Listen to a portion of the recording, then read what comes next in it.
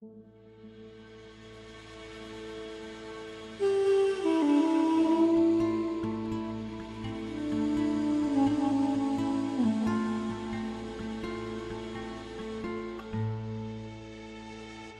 الله الرحمن الرحيم الحمد لله رب العالمين وصلى الله على سيدنا محمد النبي الأمين وعلى آله وصحبه والتابعين وبعد أيها الملأ الكريم السلام عليكم ورحمة الله وبركاته. العادة محكمة, la coutume fait autorité. Ceci est la 5e grande règle du droit musulman. C'est une règle qui, si elle venait à être mise en pratique, à être prise en ligne de compte, éviterait à nos sociétés beaucoup de polémiques. Nous sommes beaucoup à nous poser des questions sur une multitude de choses. A-t-on le droit de célébrer un anniversaire? Beaucoup vous disent, alors nous avons une catégorie de super musulmans qui placent tout sous le signe de la yajouz, la yajouz, la yajouz.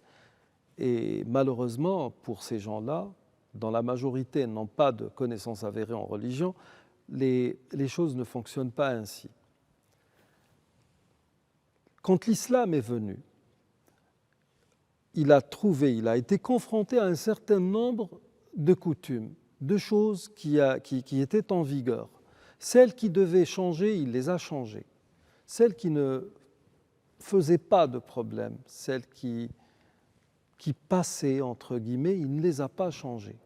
Pourquoi? Parce qu'une coutume, c'est un fait concernant la vie des hommes. Ça n'a absolument rien à voir avec la religion.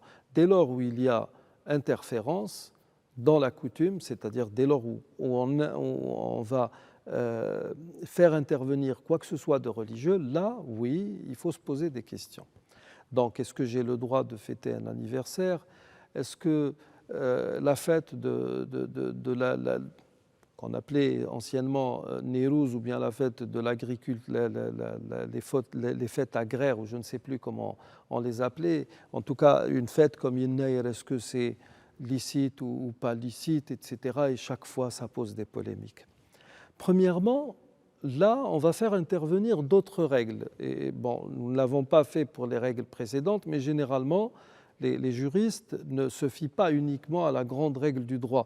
Il y a des sous-règles qu'on fait intervenir généralement pour avoir une idée plus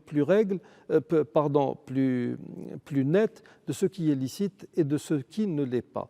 Alors, l'aslu fi al-ashya'i al-ibaha wal-aslu fi al-ibadati al-hadr.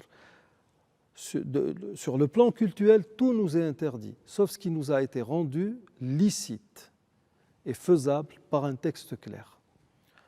Nous avons parlé de prière. Vous faites salat al-dahr, vous êtes en train de l'accomplir. Vous avez 4 génuflexions, vous faites 4 génuflexions, vous n'en faites pas 5. Vous ne vous dites pas, ah tiens, je vais en faire plus pour plaire à Dieu. Non, vous faites ce qui a été commandé de faire. Donc l'aslu fi al-ibadati al-hadr, tout sur le plan culturel nous est interdit, sauf ce qui a été rendu licite. Wal-aslu fi al-ashya'i al-ibaha. Dans le mondain, dans les affaires liées à ce bas monde, entre autres les coutumes, tout est permis, sauf ce qui a été rendu illicite.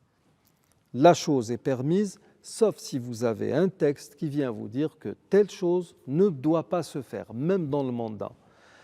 Déjà, nous commencerons en étudiant cette règle qui dit l'adatu muhkama par prendre en considération cette règle qui dit l'aslu fi al-ashya'i al-ibaha wa l'aslu fi al-ibadati al-hadr, et nous développerons incha'Allah un peu plus demain. D'ici là, je vous dis astawdi'ukumullah alladhi la tadi'u wada'i'uhu. Assalamu alaykum wa rahmatullahi wa barakatuh.